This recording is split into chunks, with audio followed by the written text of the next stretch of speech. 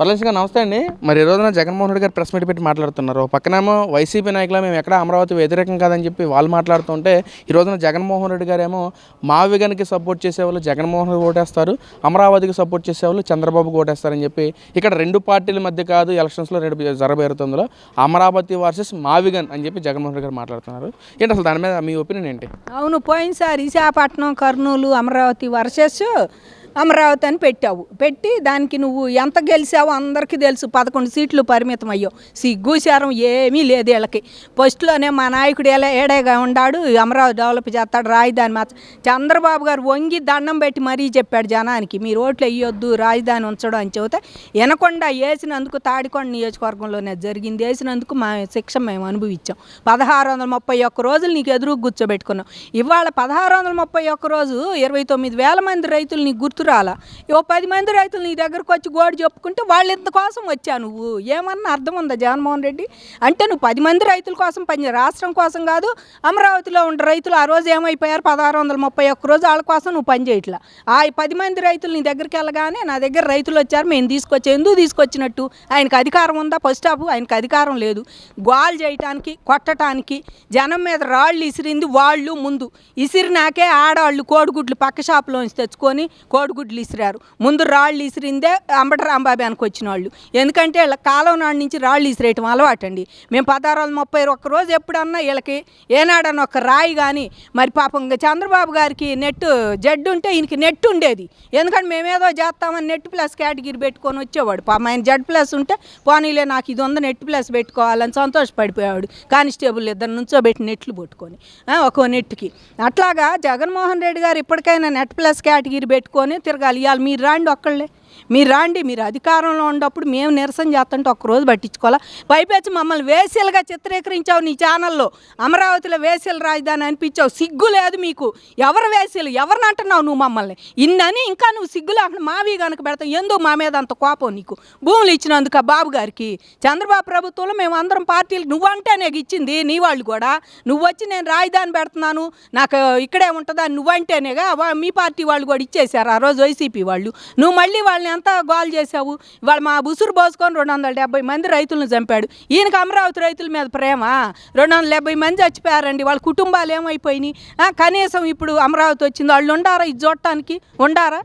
ఎంతమందిని పట్టున పెట్టుకున్నావు? 4,000 3,800 కేసులు పెట్టాడు మా రైతుల మీద. ఏ కేసు అన్న పెట్టినాయి?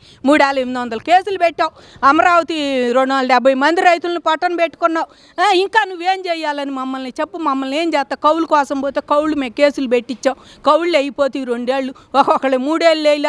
అసైన్డ్ భూముల రైతులకైతే 5 ఏళ్ళు వేయాలి. ఇంకా దళితులు నా సోదరులు అని చెప్పి దళితుల ఓట్ల కోసం నువ్వు చూస్తున్నావు. దళితులు 5 ఏళ్ల పాటు వాళ్ళకి కౌళ్ళు వేయలే. మన బాబు గారు వచ్చి అందరికి కలిపేశారు కౌళ్ళు మాకు. పోలవరంలో ఏం చేసావు నువ్వు? ఏదో అట్టట్ట చేసావు, కత్తెరు అట్టట్ట చేసి నేను అసలు పోలవరం అంతా నేనే చేస్తున్నాను, మేము 28 చేస్తాం, 30కి చేస్తాం తొడలు కొట్టి సినిమా డైలాగులు చెప్పిన వాళ్ళు ఉండారు నీ మంత్రులు. ఏమీ లేదు. ఎలుగొండ ప్రాజెక్ట్ చేసామన్నా దాన్ని డమ్మీ చేసి పెట్టారు. చెబితే నిన్న చంద్రబాబు గారు ఆ నిర్వాసితులకు 300 కోట్లు ఇచ్చి ఆ నీళ్ళకి మళ్ళీ ఖర్చు పెడతా ప్రాజెక్టు రన్ చేపిస్తాను ఎట్లా ఆయన మాట ఇచ్చి రైతులు చెప్తే అది డైవర్ట్ చేయటానికి నువ్వు చేసిన డైవర్ట్ పాలిటిక్స్. మీ నాయకుల్ని ఓళ్ళల్లో పంపించి మీకు ఎందుకు గొడవ చేయండి, అది బయటికి రాకూడదు, చంద్రబాబు చేసే మంచి పని అని చెప్పి నువ్వు గొడవ చేయడానికి సిద్ధపడ్డావు. డైవర్ట్స్ పాలిటిక్స్ చేయటంలో ముందుంటాడని జగన్మోహన్ రెడ్డి. ఏడన్నా శంకుస్థాపన చేస్తుంటే ఆ రోజు ప్రెస్ మీట్ పెడతాడు ఆయన. ఎందుకంటే అదేదో అందరూ అమ్మో ఏదో వస్తుంది మనకని ఆనంద పడిపోతారేమోనని అదేదో ప్రెస్ మీట్ పెట్టి చంద్రబాబుని తిట్ట, లోకేష్ని తిట్ట, దీనితో పాటు అమరావతి అని తిట్ట మమ్మల్ని కూడా.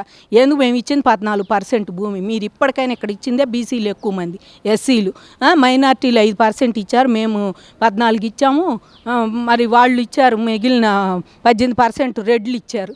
ఇంకా మీరు ఏందండి మా మీద పడి పొద్దుగూకులు మమ్మల్ని అమరావతి అని చెప్పి ఎస్సీ నియోజకవర్గం అయినా పడి ఇప్పటికి కూడా నేను మావీగన్ అంటావు. నువ్వు పోయినసారి విశాఖపట్నం అన్నందుకే నీకు 11 సీట్లు వచ్చినాయి. అదే ఎజెండాతో నువ్వు బయటికి వెళ్ళావు. ఇవాళ మావీగన్ అంటే నేను సింగిల్ డిజిట్ కూడా పరిమితం చేయాలని కోరుకుంటున్నా. అంటే ఇక్కడ ఏదైతే అమరావతిలో జరుగుతున్న భారీ కుంభకోణాలు ఎక్కడ ప్రజలకు తెలిసిపోతాయి అన్న భయపడిపోయే ఇటు చంద్రబాబు లోకేష్ కావాలని మా మీద ఇక్కడ టీడీపీ ప్లస్ అమరావతి రైతులతో ఒక ఇచ్చేసేయడం, మా మీద ధర్నాలు కొట్టించాడు మమ్మల్ని అని చెప్పి కూడా జగన్మోహన్ రెడ్డి గారు మాట్లాడుతున్నారు. నిజంగా ఆ విధంగా జరుగుతుందంటారు ఇక్కడ? సరే, ఆ కుంభకోణాలు ఏదో మాకు తెలియదండి రైతులకి. నువ్వు మరి శాస్త్రవేత్తవి, నువ్వు బాగా మెచ్యూరిటీ ఉండ నాయకులు మీ వాళ్ళంతా.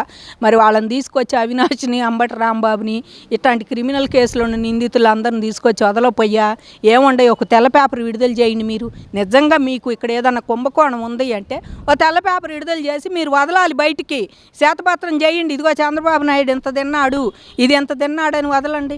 నీకు అమరావతిలో నీకు పెట్టుబడులు తేటం చేతగాక నువ్వు మెదలకుండా కూర్చొని అమరావతి వద్దు నేను విశాఖపట్నం పోతానని చెప్పి మా అందరి నోట్లో మట్టి కొట్టి, మేము చచ్చిన వాళ్ళు చచ్చారు, బతికిన వాళ్ళు బతికారు, వాళ్ళ జోలు మనకి ఎందుకని మమ్మల్ని 16-30 రోజులు నీకు ఎదురు కూర్చోబెట్టుకొని సుప్రీంకోర్టు దాకా రైతుల్ని ప్రతివాదులను చేసుకున్న ఏకైక నాయకుడు దేశంలో ఎవడన్నా ఉన్నాడంటే చంద్రబాబు నాయుడు. రైతుల్ని ప్రతివాదులు చేసి మా మీద కోర్టు కేసులు ఎత్తాడండి. మేము 3 రాజధానులను సుప్రీంకోర్టు దాకా నువ్వు పెట్టే లాయర్లు మేము తట్టుకుంటామా? నువ్వు ఆంధ్ర ఖజానా అంత లాయర్లకి రంగులు వేయటానికి ఇటీ పెట్టింది లేదు. అమరావతిలో ఇంకేముంది, 1,00,000 కోట్లు పెట్టినాడు, 2 లక్షల కోట్లు రాష్ట్రాన్ని మొత్తానికి ఒక బూచీలాగా చూపిస్తున్నావు అమరావతిని. సిగ్గుందా నీకు?